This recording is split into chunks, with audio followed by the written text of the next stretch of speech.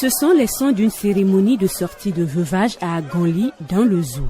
Les 21 femmes qui ont sacrifié à la tradition étaient très heureuses de se débarrasser d'un passé douloureux, celui du veuvage avec son cortège d'interdits. Mais pour la plupart d'entre elles, le plus dur ne faisait que commencer. De quels membres de la belle famille seraient-elles les épouses, une fois les liens rompus avec le mari décédé, par respect à la règle du lévira? Pourquoi devraient-elles se plier aux règles de cette coutume traditionnelle? Qu'adviendra-t-il de celle qui déciderait de déroger à ce principe? Et comment s'y prendra-t-elle pour ne pas s'attirer la foudre de sa belle famille sur elle et ses enfants? Ce sont des questions qui se bousculent dans leur tête. Ces questions-là, elles sont nombreuses à se les poser au Bénin dès qu'elles viennent à perdre leurs époux.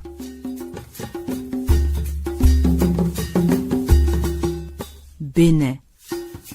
Le supplice du lévira.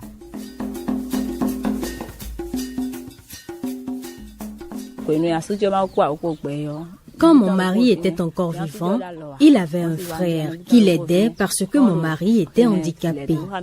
Après sa mort, on m'a imposé d'épouser l'un de ses neveux, ce que j'ai fait. Après ça, son frère a cessé de nous aider. Si j'avais su que mon beau-frère aurait ce comportement, je n'allais jamais accepter de me remarier dans cette famille. Le mal est déjà fait. Mes enfants sont encore petits. J'accepte de souffrir et de rester à leur côté, les voir grandir. Marceline, 30 ans, veuve dans le village d'Aguido, commune de Zakota, au centre du Bénin, est un exemple palpable du lévira.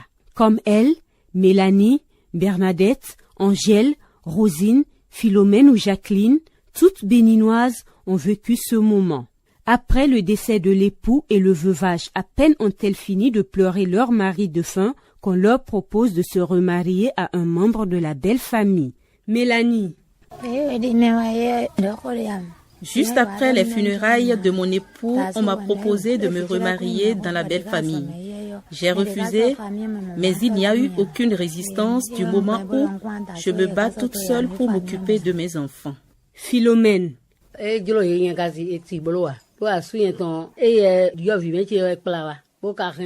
Personne n'a eu le courage de me parler du lévira parce que d'abord, je ne leur ai pas laissé l'occasion de me le faire et ensuite, mon mari de son vivant a toujours menacé de mort.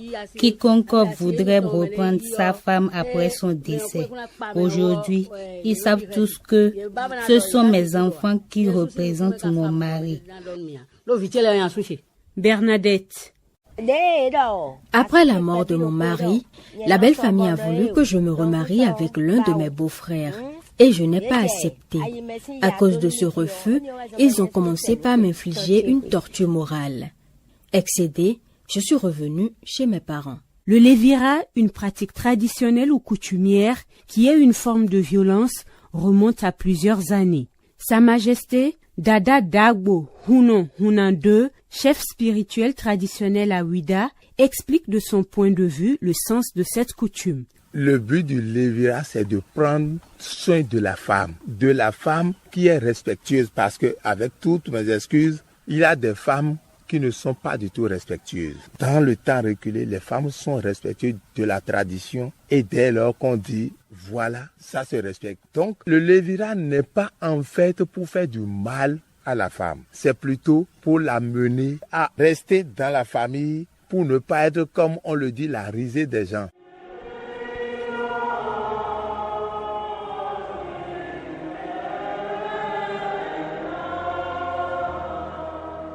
La Bible fait aussi mention du lévira.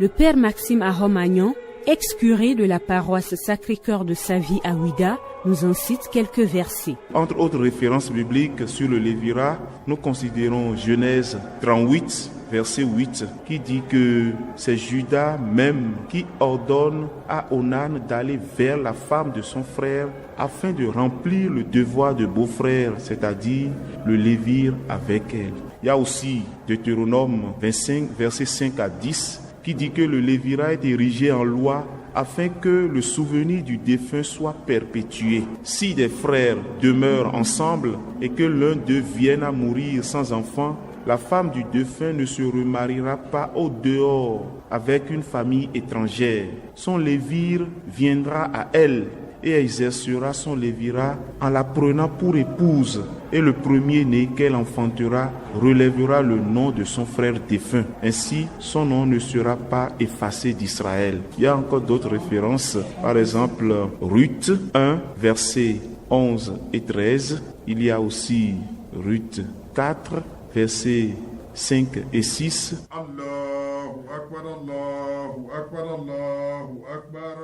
Nous avons aussi interrogé un religieux musulman pour savoir ce que le Coran dit de la pratique. Voici la réponse de El Haj Kaza Dorego. Il est l'imam de la mosquée de l'hôpital de la mère et de l'enfant, Omel.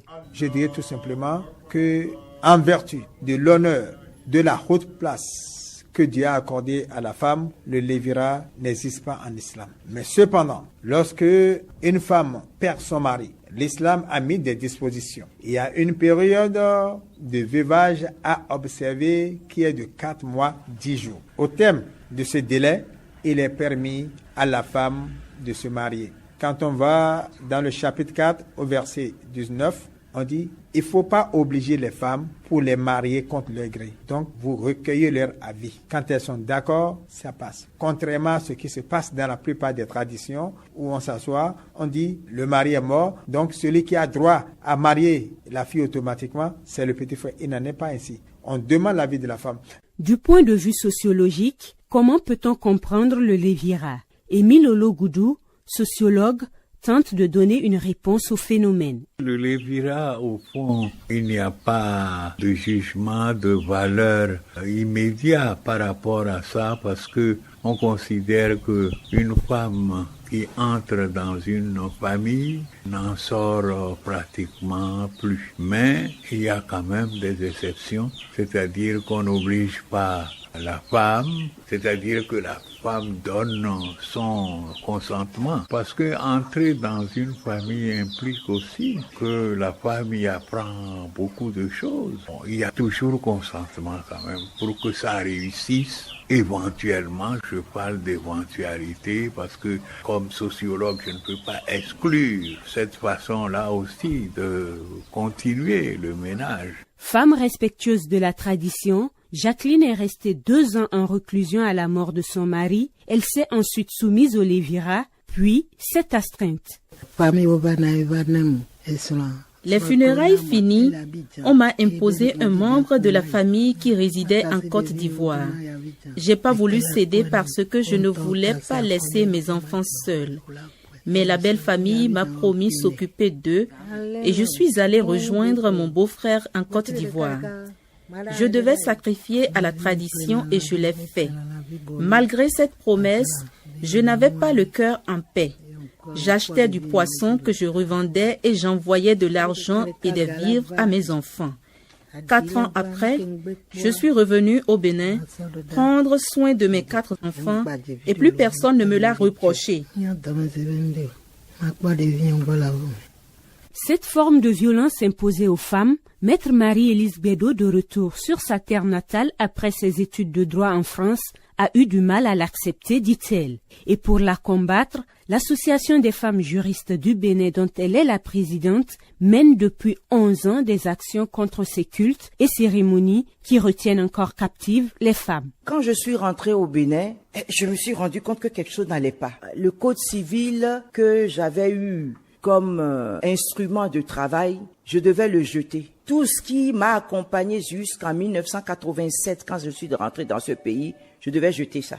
Et je devais revenir aux lois que moi je considérais désuètes, aux lois qui datent de 1800 et quelques, 1909, qui étaient d'actualité et pratiquées au Bénin. Donc j'ai dû réapprendre. Mais quand nous avons eu la chance de nous mettre ensemble, nous les femmes juristes, on s'est dit, attention, c'est pas bon pour nous et pour nos enfants demain. Et c'est pour ça que notre premier combat a consisté à rejeter ce coutumier du Dahomey. Parce que c'est ça qui était pratiqué jusque-là, jusqu'en 2004, dans nos tribunaux.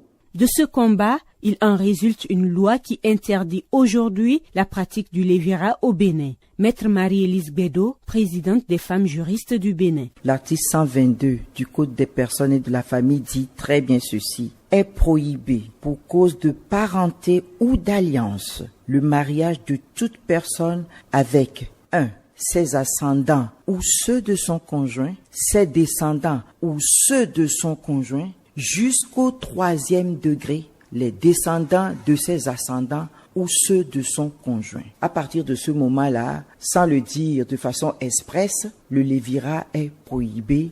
On pourrait aussi penser que seules les femmes non émancipées subissent le poids de cette tradition, mais ce n'est qu'une illusion, témoigne Maître Marie-Élise Bédo. Dans des villes comme Cotonou, Porto Novo, avec des intellectuels, parfois nous avons des cas, moi j'en ai eu, mais ça tend à disparaître. Oui, soumise au lévira, moi j'ai connu une femme d'affaires. Ah non, c'est ça le paradoxe. Souvent nous disons c'est parce que la femme n'est pas financièrement autonome qu'elle ne peut pas se soustraire de ces coutumes-là. Mais parfois vous tombez de haut lorsque vous voyez une très belle dame qui a une voiture, qui a une surface financière intéressante, en fait, qui indépendamment est autonome et financièrement, mais qui vient vous dire, voilà, mon mari est décédé et la famille veut me soumettre à ça. Maître, qu'est-ce que je peux faire sauver moi? Mais lorsque je lui donne toutes les garanties de la loi pour la protéger, mais elle s'en va et ne reviendra plus. Parce que quelque part, psychologiquement, elle a peur qu'on tue ses enfants.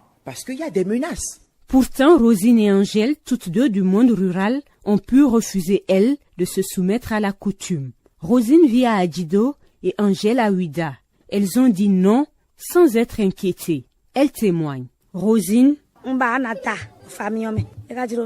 j'aurais bien pu me remarier dans ma belle famille, mais ça ne m'a jamais plu. Si tu te remaries maintenant, tu n'auras plus de temps pour tes enfants. Je n'ai pas eu des ennuis en refusant. Tout va bien. C'est même sur la terre que mon mari a acheté que je fais l'agriculture pour que nous mangions.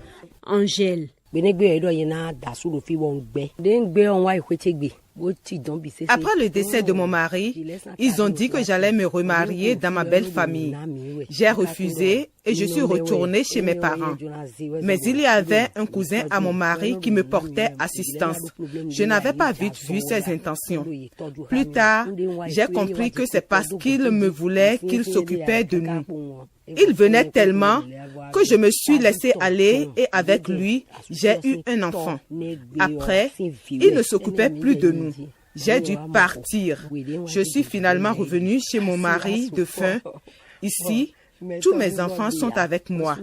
C'est notre propriété et personne ne nous inquiète là-dessus.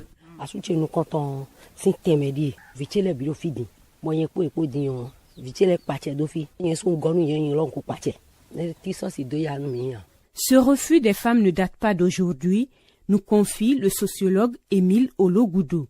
Il en donne les raisons. Les femmes se sont organisées ici pour lutter contre une entrée en ménage qui serait une servitude quelconque. Donc on a un problème aussi social où les gens luttent contre les conceptions anciennes et plus ou moins surannées de la société. Parce que nos mères, et parlons même de nos grands-mères, ont commencé par s'imposer. Moi, je peux témoigner pour une dignité depuis ma grand-mère, en passant par ma mère. Ce sont des femmes qui ont lutté également pour que leur manière de voir en tant que femme puisse s'infiltrer graduellement. Je crois que aujourd'hui, on ne peut pas encourager, il faut laisser la femme faire son choix, c'est-à-dire pouvoir reconstruire sa vie. Les réactions des femmes de nos jours, même en milieu rural par rapport à la pratique du lévira, témoignent de l'exaspération de celle-ci face à une pratique qu'elle juge d'un autre temps. Une pratique dégradante qui, selon elle, met à mal la dignité de la femme. L'Association des femmes juristes du Bénin et bien d'autres structures mènent certes la lutte pour la protection des femmes contre la pratique, mais ce combat doit être l'affaire de tous pour que cessent les tortures morales infligées à la femme déjà éprouvée par la disparition de l'être cher, son époux.